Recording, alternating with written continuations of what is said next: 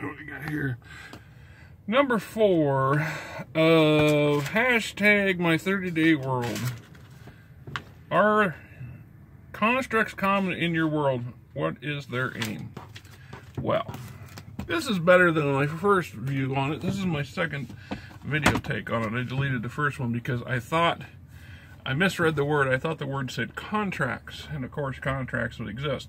My sci-fi setting, my futuristic campaign world based off of Stellar Frontiers, the pending game system that I spent 10 years developing, the backworld story, constructs. Well, first off, one of the things I enjoy about these sort of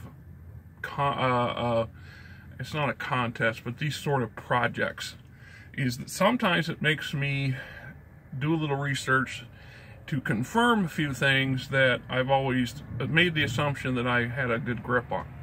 So when I Google the term constructs, I come up with a slew of different terminology explanations for exactly what a construct is.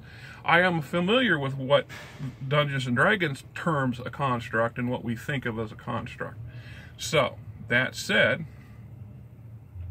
in the futuristic high-tech society of a science fiction campaign world, well, I have to say that constructs exist in huge numbers. Probably, perhaps, a better suited question for a science fiction, fantasy, sci-fantasy, futuristic bent is what are there archaic constructs, are there modern constructs, and what are their purposes? Well, by definition, any robotic device can be considered a construct. The things like mechs, which in my game world are termed war knights, and tanks and aircraft of all kinds, spaceships themselves, all defined in that category of a construct. They are semi-autonomous, semi-intelligent, capable of limited amount of actions following pre-programmed directives, and or in some cases artificial intelligence gives them a more advanced level of autonomy. They, by the eyes of the less advanced races and societies of a given galaxy, could be considered as a magical item or a magical beast or construct of some kind. I mean, they all fit into that bill. So, yes, my universe, my playing world of settled space is full of constructs. Now, that said, there are constructs and then there are constructs. There are mobile constructs, there are fixed artifacts that are considered constructs. There are constructs that are modern, which means they are cranked out by various house lords and their guilds and the Imperium military and so on and so forth to serve a plethora of purposes. But then, because of the sheer age of settled space, i.e. 8 millennia, there are numerous archaic or ancient constructs that still survive. Some of these were abandoned or somehow or another were crash landed or marooned on primitive worlds, and can, depending on the player's imagination, take on a whole nother role or meaning. And when you do the exploration chart rolls, when you're exploring new territory and unexplored space, you occasionally run across one of these relics from the past. And it's up to you to how you utilize them, or if you utilize them at all. Some cases they are tied into even older, more ancient spacefaring races and have dubious origins. I know in one case there is a device that, if you fiddle with it, a la Running Man or a number of other sci-fi movies and books over the years, you fiddle with it, and in this case it transforms the planet from a hostile, inhospitable planet to a Terran paradise. And pretty much does it in a really short order, and that is a very rare item. Then there are the leftover remains of ancient civilizations for one reason or another, never made it past the atomic age or the information age, or maybe they got into the space age for a limited period of time and then were subjected by another rivaling space entity, or suffered some catastrophic internal conflict that turned them back into the Stone Age. So there are gobs of constructs, and what are their aims?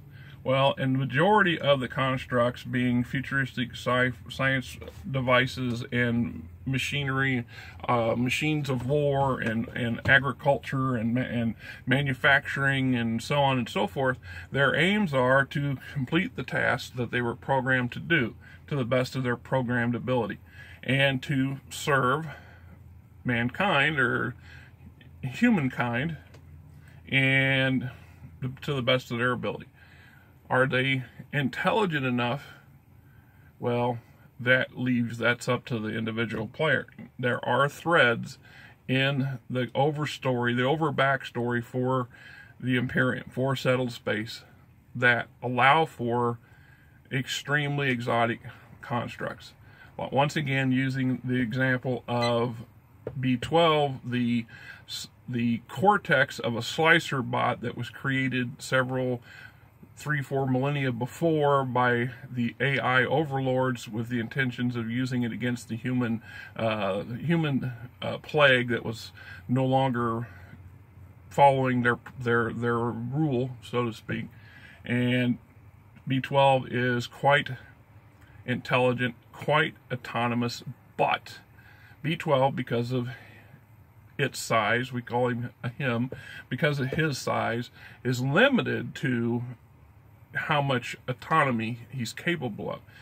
One of the early problems that the character Lucullus encounters with B12 is B12's insistent need and self-driven sense of preservation to connect with the higher AI units for further instructions, for updated programming, for an understanding of what's going on in what's in his mind as a world turned mad. He struggles with the concept that there are no more official artificial intelligence out there, that there's no more AI master computers / overlords to respond to.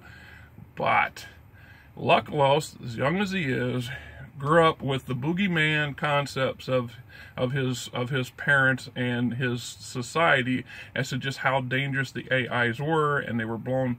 They're not necessarily blown out of proportion. They are very problematic to mankind if they were to continue in existence. And as far as everybody knows, they don't exist anymore. That the last one was dismantled or destroyed during the war to put them down. But just like the bugs continue to resurface, that possibility that there's an AI overlord lurking in the background somewhere is real. And Lucullus, like I said, even as young as he is smart enough to not allow B12 unfettered access to the HoloNet and the communications networks, because what if? What if? So there's your answer for, are there constructs in my game universe?